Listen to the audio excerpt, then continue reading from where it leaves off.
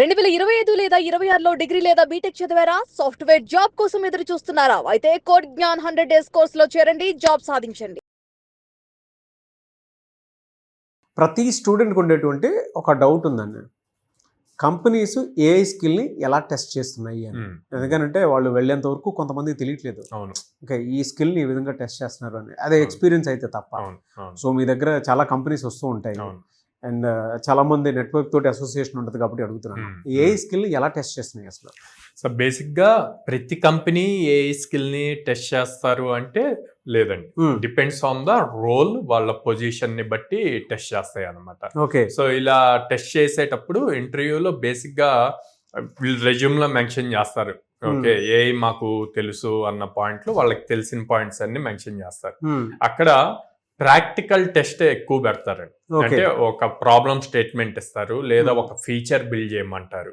So ఇలా practical test పెట్టినప్పుడు AI tool ఏది యూజ్ చేయడానికి చూజ్ చేసుకుంటాం. మన దగ్గర హండ్రెడ్స్ ఆఫ్ ఏఐ టూల్స్ ఉన్నాయి, కానీ ఒక్కొక్క ప్రాబ్లం కి ఒక్కొక్క పర్టికులర్ టూల్ బాగా రిజల్ట్ ఇస్తుంది అనమాట.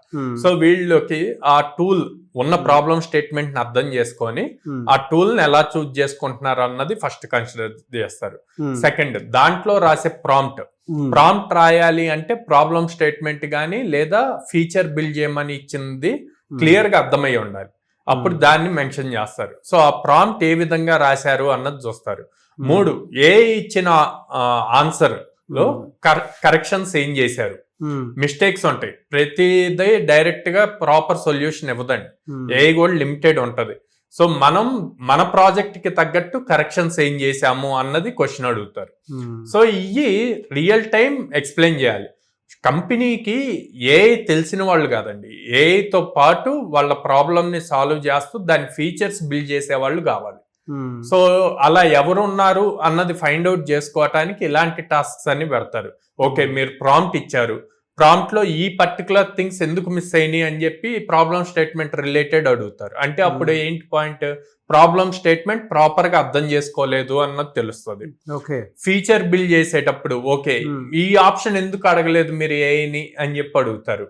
ఓకే, ఏఐ ఈ ఆప్షన్స్ ఇచ్చింది కదా, ఓకే మనలాంటి సిమిలర్ దాంట్లో ఈ ఆప్షన్ కూడా ఉంది కదా, ఏఐ ఎందుకు అది ఇవ్వలేదు, మీరు ఎందుకు కరెక్ట్ చేయలేదు అని చెప్పి అడుగుతారు.